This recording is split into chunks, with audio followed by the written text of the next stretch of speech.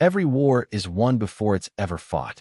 Every powerful empire, every legendary ruler, didn't win by reacting. They won by preparing the battlefield long before the enemy even arrived. The weak step into games already designed by others. The strong create the game, set the rules, shape the board, and make others dance unknowingly to their rhythm.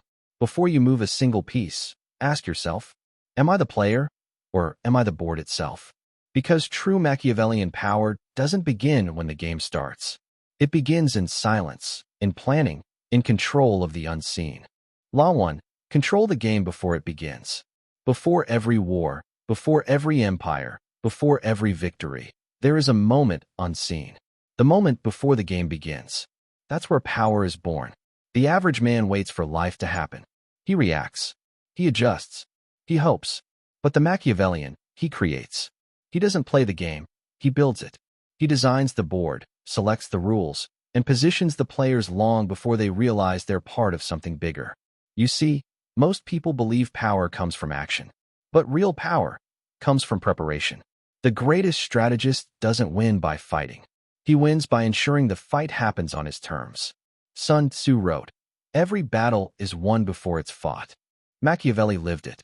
He understood that control begins long before conflict. When others are distracted by noise, he studies silence. When they rush to prove strength, he maps their weakness. When they react, he predicts. To control the game before it begins, you must master invisible influence. Set the stage, shape the conditions, and let others walk straight into your design. You don't force outcomes, you engineer inevitability. It's not manipulation. It's architecture of power. Here's the secret. Control begins not with domination, but with anticipation. To anticipate, you must know human nature, not as theory, but as instinct. People crave comfort, validation, and simplicity. So give them what they want, while you take what you need. Make your opponent feel they're leading, when in truth, you've already limited their moves. Let them choose between your options. Let them believe they're free, even when every choice leads back to you. That's the essence of Machiavellian control. Freedom as illusion.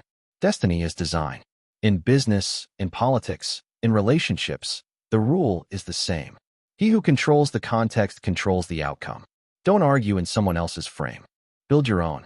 Don't chase the spotlight. Control the room that turns it on. Power is not reaction. It's preparation disguised as instinct. It's not fighting for space. It's owning the ground before anyone knows it matters. So before you act, pause. Before you speak, observe. Before you enter the game, ask yourself one question. Who set the rules? Because the one who writes the rules never loses the game. Control begins before movement. Power doesn't always roar. Sometimes it whispers. The most dangerous weapon isn't a sword. It's a smile sharp enough to hide one. In a world obsessed with transparency, the Machiavellian thrives in illusion. He knows that truth is a tool, not a duty. He praises his enemies while studying their weakness. Shakes hands with charm while tightening the noose behind their back. Because when your intentions are visible, you lose your leverage. But when you smile and hide the blade just beneath, you control not just what people see, but what they never see coming. Law 2. Hide the blade behind the smile. Power isn't loud. It's quiet. It moves behind charm, beneath kindness, within a smile so warm, it disarms the sharpest suspicion. That's the Machiavellian art. Deception hidden beneath grace. A soft tone, a kind word, a handshake that hides calculation. While the world seeks to appear strong, the wise seek to appear harmless. Because no one guards against kindness. No one fears a smile. And that is why it's the sharpest weapon of all. You see, true power lies in contrast. The greater your gentleness, the deadlier your strike. The more warmth you radiate, the less they'll suspect your intent. People reveal their secrets not to enemies, but to friends. And that's why the Machiavellian smiles, not out of joy, but out of strategy. He knows human nature is predictable. People trust faces that reflect their desires. So he mirrors them perfectly. He becomes what they want to see, while quietly collecting everything they try to hide. Niccolò Machiavelli once said, "A prince must learn to fight with both the laws of man and the laws of beasts." Meaning, you must be both the fox and the lion. The lion uses strength. The fox uses deception. And in a world ruled by egos and emotion, the fox always survives longer.